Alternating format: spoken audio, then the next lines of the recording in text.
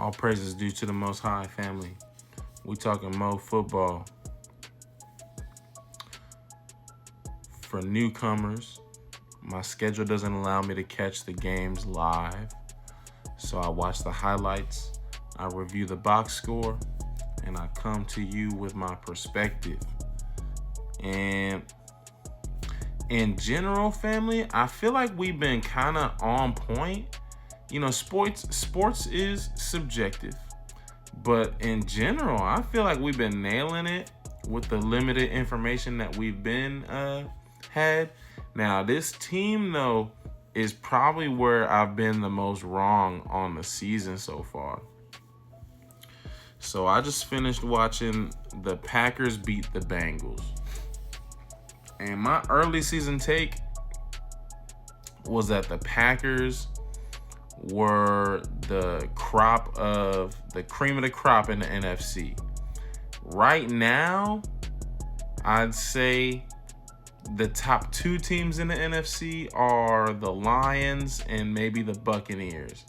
I would still put the Eagles up there in the same tier, but the Eagles, I think, are the only two-loss team. I don't think the Lions, I don't think the Buccaneers have also lost twice. Those would be my top three teams right now. I would have expected the Packers to be on that tier, but I don't think they're on that tier just yet right now. So I feel like that's where I've been the most wrong at, especially in terms of the NFC. I do watch more NFC than AFC. Anyhow, family, this was a pretty solid game by the Packers, and this is kind of why it's frustrating for me as someone who thought the Packers were going to be a higher tier team at this point in the season, because the Packers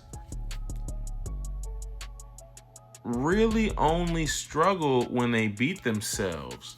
Now, of course, when you start beating yourself, part of that is the other team's game plan. But to me, the Packers just have such a solid roster.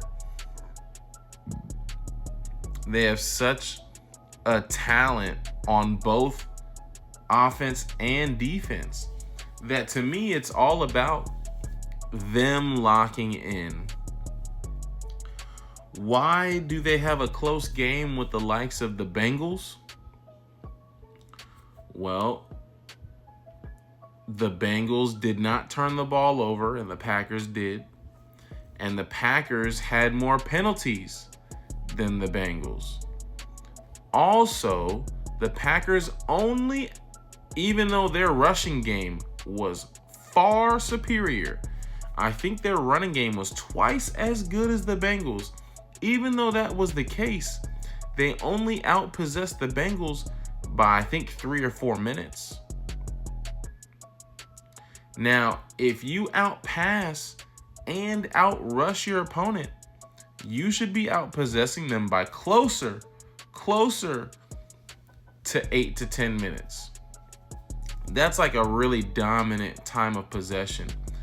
But if you're doubling the other team's rushing attack and you're only outpossessing them by 2 or 3 minutes, that is a problem. And so, again, that came to the Packers interception. That came down to the Packers having more penalties. I want to say the Packers were sacked more. I think it was 3-2. I think Jordan Love was sacked 3 times, and then the Bengals only got sacked twice.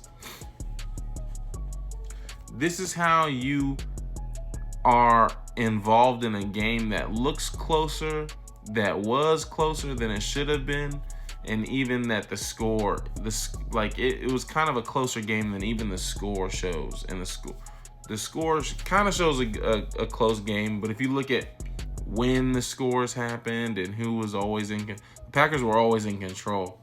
But this should have been like a 35-point a 35 to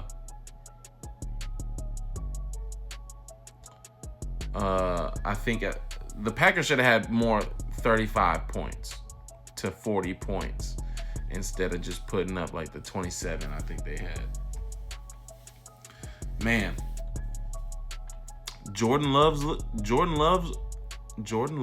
looks good. He needs to just limit the turnovers. I like how aggressive he is. I like how he distributes the ball. We just have to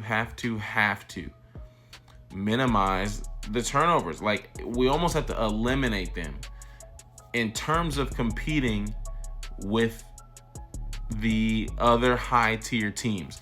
Now, the Bengals, this game is an example of how you can overcome a turnover and penalties to still beat a worse-than team. But if you're the Packers and you want to beat the Eagles, the Rams, the Bucks, Detroit, the Chiefs, the Bills, if you want to beat those teams, you cannot lose the turnover battle. You cannot lose the penalty battle. But I think if the Packers win the turnover and win the penalty battle, I think that they beat all of those teams that I listed. I really do believe that. I think they have the most complementary roster, especially the high-tier teams. I mean, the Chiefs have Mahomes in a good defense. The Bills have Josh Allen in probably the current MVP, well, the reigning MVP of the league. The Ravens, as bad as they are, they have Lamar and Derrick Henry. So these other teams maybe out talent the Packers on one side of the ball or the other side of the ball, but I don't think on both. I don't think the Packers are out talented by any team when you consider both sides of the ball. Right? Jordan Love just has to eliminate. If we're talking about high-tier success, Super Bowl level success, top-tier team level success, he has to eliminate the turnovers. Josh Jacobs they have a great formula with Josh Jacobs. He's performing well. Golden, the rookie receiver, is developing well. I think the Packers have 2-3 other receivers with the tight end is a good target too. And then the defense is good. They just have to generate more pressure on the quarterback. You'd be surprised, family. I had to double check. The Packers, with Micah Parsons now, they got him week 1. The Packers, even with Micah Parsons, even with that good defense, like I believe in that defense. Good secondary, decent D-line. It should be a better performing D-line, and that's the problem. But the Packers are in the bottom half of the league in terms of sacks.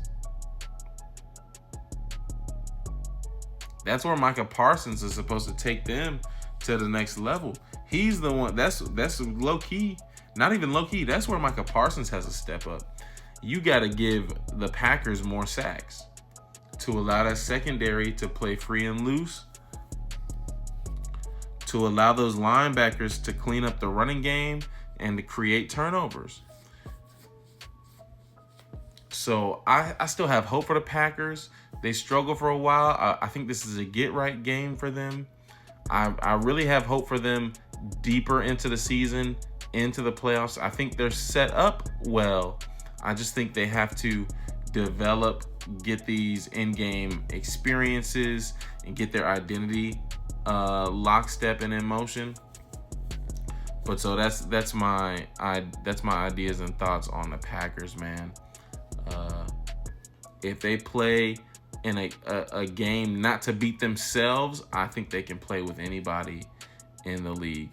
But it's going to take them to produce those outcomes. Peace and love.